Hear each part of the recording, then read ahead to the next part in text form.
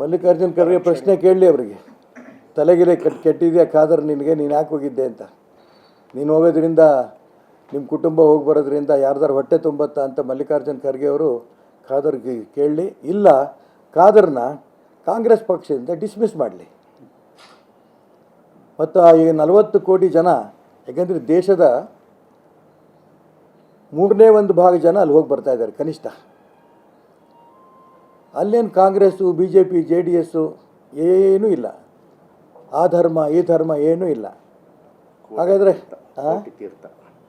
ಕೋಟಿ ತೀರ್ಥಕ್ಕೆ ಸಮ ಅಂಥ ಒಂದು ಜಾಗಕ್ಕೆ ಅಕಸ್ಮಾತ್ ಕಾಂಗ್ರೆಸ್ಗಳು ಯಾರು ಹೋಗಿದ್ದಾರೆ ನೋಡಿ, ಅವರೆಲ್ಲರನ್ನೂ ಸಸ್ಪೆಂಡ್ ಮಾಡಿಬಿಡಲಿ, ಡಿಸ್ಮಿಸ್ ಮಾಡಲಿ.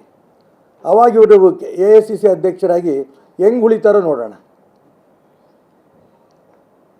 ಬಾಯಿ ಬಂದಾಗ ಮಾತಾಡೋದಕ್ಕೆ ಮಲ್ಲಿಕಾರ್ಜುನ್ ಖರ್ಗೆ ಅವರು, ನಾನು ಭಾಳ ಕೆಟ್ಟ ಪದ ಬಳಸಬೇಕು, ಬೇರೆಯವರಾಗಿದ್ದರೆ ಅವ್ರ ವಯಸ್ಸಿಲ್ಲ ಅಂದರೆ ಬೇರೆ ಪದ ಬಳಸ್ತಿದ್ದೆ. ನಾನು ಭಾಳ ಹಿರಿಯರವರು, ಅವ್ರ ಬಾಯಲ್ಲಿ ಇಂಥ ಪದಗಳು ಬರಬಾರ್ದು.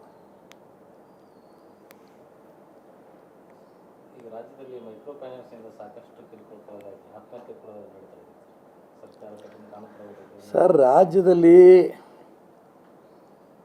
ಸರ್ಕಾರವೇ ಸತ್ತೋಗಿದೆ. ಯಾವ ಆ್ಯಂಗಲಲ್ಲಿ ನೋಡ್ತೀರಾ? ಮೈಕ್ರೋ ಫೈನಾನ್ಸ್ಗಳು, ಸಾಲ, ಬಡ್ಡಿ, ಅದ್ರ ಮುಖಾಂತರ ಅನೇಕರು ಸಾಯ್ತಾ ಇದ್ದಾರೆ. ರೈತರು ಆತ್ಮಹತ್ಯೆಗಳು ಮಾಡ್ಕೋತಾ ಇದ್ದಾರೆ. ಕಾಂಟ್ರಾಕ್ಟ್ರುಗಳು ಆತ್ಮಹತ್ಯೆ ಮಾಡ್ಕೋತಾ ಇದ್ದಾರೆ. ಹೆಣ್ಮಕ್ಳು ಆತ್ಮಹತ್ಯೆ ಮಾಡ್ಕೋತಾ ಇದ್ದಾರೆ. ಈ ಸರ್ಕಾರ ಒಂದು ರೀತಿಯ ನಮ್ಗೆ ಹೆಂಗಿದ್ರು ಓಟ್ ಕೊಟ್ಬಿಟ್ಟಿದ್ದಾರೆ, ಏನು ಬೇಕಾದ್ರೂ ನಾವು ಮಾಡ್ಕೋಬೋದು ಅನ್ನೋಂಥ ಒಂದು ಪ್ರಜಾಪ್ರಭುತ್ವ ವ್ಯವಸ್ಥೆಗೇ ಮಾರಕವಾಗಿ ನಡ್ಕೋತಾ ಇದೆ. ನೋಡೋಣ ಬರೋಂಥ ದಿನಗಳು ಏನೇನಾಗುತ್ತೆ ಅನ್ನೋದು. ನಮ್ಮ ರಾಜ್ಯದ ಇತಿಹಾಸದಲ್ಲಿ ಇಷ್ಟು ಕೆಟ್ಟ ಸರ್ಕಾರ ಯಾವುದೂ ಬಂದಿರಲಿಲ್ಲ. ಹಗರಣಗಳ ಮೇಲೆ ಹಗರಣ. ಇವತ್ತೊಂದು ಸಂತೋಷ ಸುದ್ದಿ ಅಂದರೆ, ಶ್ರೀಮತಿ ಮುಖ್ಯಮಂತ್ರಿಗಳ ಮನೆಯವ್ರಿಗೆ ಸ್ವಲ್ಪ ನಿರಾಳ ಆಗಿದೆ ಅಂತ ಕೇಳಿ ಸಂತೋಷ ಆಯಿತು. ಯಾಕೆಂದರೆ ಆ ಹೆಣ್ಮಗಳು ಮುಗ್ಧ ಹೆಣ್ಮಗಳು. ಇವರೆಲ್ಲ ಹೋಗಿ ಸೈನ್ ಮಾಡೋದು ಮಾಡಿರ್ತಾರೆ ಅಷ್ಟೇ.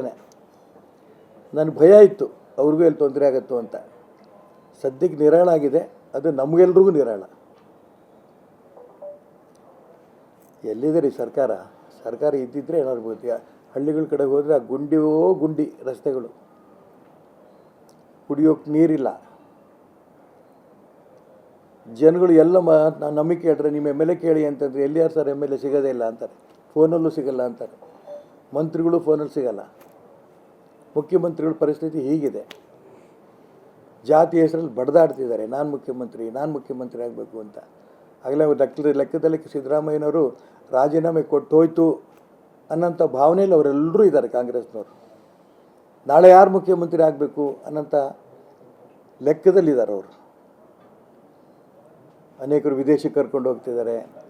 ಅನೇಕರು ಡಿನ್ನರ್ ಪಾರ್ಟಿಗಳು ಮಾಡಿಸ್ತಾ ಇದ್ದಾರೆ. ಮಹಾತ್ಮ ಗಾಂಧೀಜಿ ಇವತ್ತೇನೋ ಬದುಕಿದ್ರೆ ನೇಣಾಕೊಂಡು ಸತ್ತೋಗ್ತಿದ್ರಣ್ಣ. ಯಾಕೆಂದರೆ ಅವತ್ತೇ ಹೇಳಿದ್ರು ಅವರು, ಸ್ವತಂತ್ರ ಬಂದ ಸಂದರ್ಭದಲ್ಲಿ, ಸ್ವತಂತ್ರ ಬರ್ತಾ ಇದೆ, ಸ್ವತಂತ್ರ ತರೋದಕ್ಕೋಸ್ಕರ ಕಾಂಗ್ರೆಸ್ ಪಕ್ಷ ಇರೋದು, ಈ ಕಾಂಗ್ರೆಸ್ ಪಕ್ಷವನ್ನು ಡಿಸಾಲ್ವ್ ಮಾಡಿ. ಸ್ವಾತಂತ್ರ್ಯ ಪೂರ್ವದಲ್ಲೇ ಮಹಾತ್ಮ ಗಾಂಧೀಜಿಯವರು ಹೇಳಿದರು, ಇಷ್ಟು ಭ್ರಷ್ಟಾಚಾರ, ಇಷ್ಟು. ಇನ್ನೊಂದು ಮಾತು ಹೇಳಿದರು, ಈ ದೇಶಕ್ಕೆ ಸ್ವತಂತ್ರ ಬಂದ ಮೊದಲನೇ ನಿರ್ಣಯ ಲೋಕಸಭೆಯಲ್ಲಿ ಗೋಹತ್ಯೆ ನಿಷೇಧ ಮಾಡಿಸ್ತೇವೆ. ಗಬ್ಬಾಗಿರೋಂಥ ಹಸುಗಳನ್ನು ಕಡಿತಾ ಇರೋಂಥ ಸ್ಥಿತಿಯಲ್ಲಿ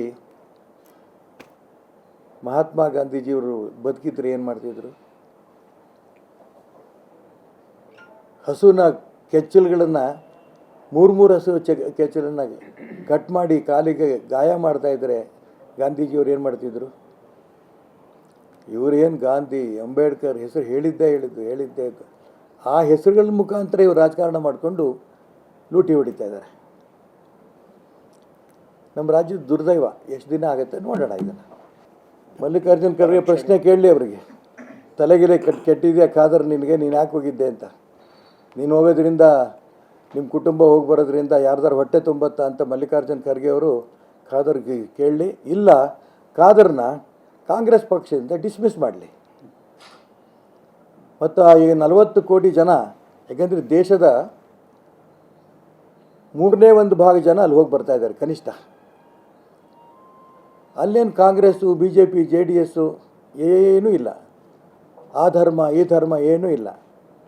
ಹಾಗಾದರೆ ಕೋಟಿ ತೀರ್ಥಕ್ಕೆ ಸಮ ಅಂಥ ಒಂದು ಜಾಗಕ್ಕೆ ಅಕಸ್ಮಾತ್ ಕಾಂಗ್ರೆಸ್ಗಳು ಯಾರು ಹೋಗಿದ್ದಾರೆ ನೋಡಿ, ಅವರೆಲ್ಲರನ್ನೂ ಸಸ್ಪೆಂಡ್ ಮಾಡಿಬಿಡಲಿ, ಡಿಸ್ಮಿಸ್ ಮಾಡಲಿ. ಅವಾಗ ಇವರು AICC ಅಧ್ಯಕ್ಷರಾಗಿ ಹೆಂಗೆ ಉಳಿತಾರೋ ನೋಡೋಣ. ಬಾಯಿ ಬಂದಾಗ ಮಾತಾಡೋದಕ್ಕೆ ಮಲ್ಲಿಕಾರ್ಜುನ್ ಖರ್ಗೆ ಅವರು, ನಾನು ಭಾಳ ಕೆಟ್ಟ ಪದ ಬಳಸ್ಬೇಕು, ಬೇರೆಯವರಾಗಿದ್ದರೆ ಅವ್ರು ವಯಸ್ಸಿಲ್ಲ ಅಂದರೆ ಬೇರೆ ಪದ ಬಳಸ್ತಿದ್ದೆ. ನಾನು ಭಾಳ ಹಿರಿಯರವರು, ಅವ್ರ ಬಾಯಲ್ಲಿ ಇಂಥ ಪದಗಳು ಬರಬಾರ್ದು.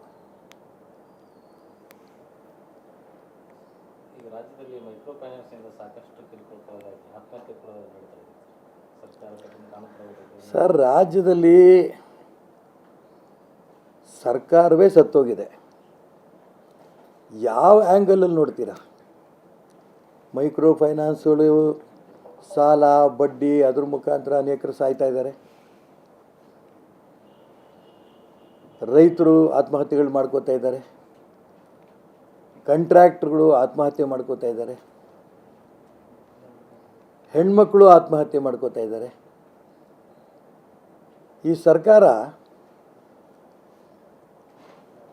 ಒಂದು ರೀತಿಯ ನಮ್ಗೆ ಹೆಂಗಿದ್ರು ಓಟ್ ಕೊಟ್ಬಿಟ್ಟಿದ್ದಾರೆ, ಏನು ಬೇಕಾದ್ರೂ ನಾವು ಮಾಡ್ಕೋಬೋದು ಅನ್ನೋಂಥ ಒಂದು ಪ್ರಜಾಪ್ರಭುತ್ವ ವ್ಯವಸ್ಥೆಗೇ ಮಾರಕವಾಗಿ ನಡ್ಕೋತಾ ಇದೆ. ನೋಡೋಣ ಬರೋಂಥ ದಿನಗಳು ಏನೇನಾಗುತ್ತೆ ಅನ್ನೋದು. ನಮ್ಮ ರಾಜ್ಯದ ಇತಿಹಾಸದಲ್ಲಿ ಇಷ್ಟು ಕೆಟ್ಟ ಸರ್ಕಾರ ಯಾವುದೂ ಬಂದಿರಲಿಲ್ಲ. ಹಗರಣಗಳ ಮೇಲೆ ಹಗರಣ. ಇವತ್ತೊಂದು ಸಂತೋಷ ಸುದ್ದಿ ಅಂದರೆ, ಶ್ರೀಮತಿ ಮುಖ್ಯಮಂತ್ರಿಗಳ ಮನೆಯವ್ರಿಗೆ ಸ್ವಲ್ಪ ನಿರಾಳ ಆಗಿದೆ ಅಂತ ಕೇಳಿ ಸಂತೋಷ ಆಯಿತು. ಯಾಕಂದರೆ ಆ ಹೆಣ್ಮಗಳು ಮುಗ್ಧ ಹೆಣ್ಮಗಳು, ಇವರೆಲ್ಲ ಹೋಗಿ ಸೈನ್ ಮಾಡೋದು ಮಾಡಿರ್ತಾರೆ ಅಷ್ಟೇ. ನನಗೆ ಭಯ ಇತ್ತು ಅವ್ರಿಗೂ ಎಲ್ಲಿ ತೊಂದರೆ ಆಗತ್ತೋ ಅಂತ. ಸದ್ಯಕ್ಕೆ ನಿರಾಳ ಆಗಿದೆ, ಅದು ನಮಗೆಲ್ರಿಗೂ ನಿರಾಳ. ಎಲ್ಲಿದೆ ರೀ ಸರ್ಕಾರ? ಸರ್ಕಾರ ಇದ್ದಿದ್ದರೆ ಏನಾದ್ರು ಬೋದು. ಹಳ್ಳಿಗಳ ಕಡೆಗೆ ಹೋದರೆ ಆ ಗುಂಡಿ ರಸ್ತೆಗಳು, ಕುಡಿಯೋಕ್ಕೆ ನೀರಿಲ್ಲ. ಜನಗಳು ಎಲ್ಲ ನಂಬಿಕೆ ಹೇಳ್ರೆ, ನಿಮ್ಮ MLA ಕೇಳಿ ಅಂತಂದರೆ ಎಲ್ಲಿ ಯಾರು ಸರ್ MLA ಸಿಗೋದೇ ಇಲ್ಲ ಅಂತಾರೆ, ಫೋನಲ್ಲೂ ಸಿಗಲ್ಲ ಅಂತಾರೆ, ಮಂತ್ರಿಗಳು ಫೋನಲ್ಲಿ ಸಿಗಲ್ಲ. ಮುಖ್ಯಮಂತ್ರಿಗಳ ಪರಿಸ್ಥಿತಿ ಹೀಗಿದೆ. ಜಾತಿ ಹೆಸರಲ್ಲಿ ಬಡ್ದಾಡ್ತಿದ್ದಾರೆ, ನಾನು ಮುಖ್ಯಮಂತ್ರಿ ಆಗಬೇಕು ಅಂತ. ಆಗಲೇ ಲೆಕ್ಕದಲ್ಲಿ ಸಿದ್ದರಾಮಯ್ಯನವರು ರಾಜೀನಾಮೆ ಕೊಟ್ಟು ಹೋಯ್ತು ಅನ್ನೋಂಥ ಭಾವನೆಯಲ್ಲಿ ಅವರೆಲ್ಲರೂ ಇದ್ದಾರೆ ಕಾಂಗ್ರೆಸ್ನವರು. ನಾಳೆ ಯಾರು ಮುಖ್ಯಮಂತ್ರಿ ಆಗಬೇಕು ಅನ್ನೋಂಥ ಲೆಕ್ಕದಲ್ಲಿದ್ದಾರೆ ಅವರು. ಅನೇಕರು ವಿದೇಶಕ್ಕೆ ಕರ್ಕೊಂಡು ಹೋಗ್ತಿದ್ದಾರೆ, ಅನೇಕರು ಡಿನ್ನರ್ ಪಾರ್ಟಿಗಳು ಮಾಡಿಸ್ತಾ ಇದ್ದಾರೆ. ಮಹಾತ್ಮ ಗಾಂಧೀಜಿ ಇವತ್ತೇನೋ ಬದುಕಿದ್ರೆ ನೇಣಾಕೊಂಡು ಸತ್ತೋಗ್ತಿದ್ರಣ್ಣ.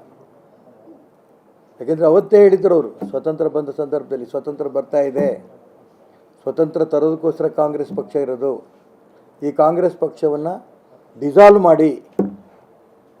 ಸ್ವಾತಂತ್ರ್ಯ ಪೂರ್ವದಲ್ಲೇ ಮಹಾತ್ಮ ಗಾಂಧೀಜಿಯವರು ಹೇಳಿದರು, ಇಷ್ಟು ಭ್ರಷ್ಟಾಚಾರ ಇದು ಇಷ್ಟು. ಇನ್ನೊಂದು ಮಾತು ಹೇಳಿದರು, ಈ ದೇಶಕ್ಕೆ ಸ್ವತಂತ್ರ ಬಂದ ಮೊದಲನೇ ನಿರ್ಣಯ ಲೋಕಸಭೆಯಲ್ಲಿ ಗೋಹತ್ಯೆ ನಿಷೇಧ ಮಾಡಿಸ್ತೇವೆ. ಗಬ್ಬಾಗಿರೋಂಥ ಹಸುಗಳನ್ನು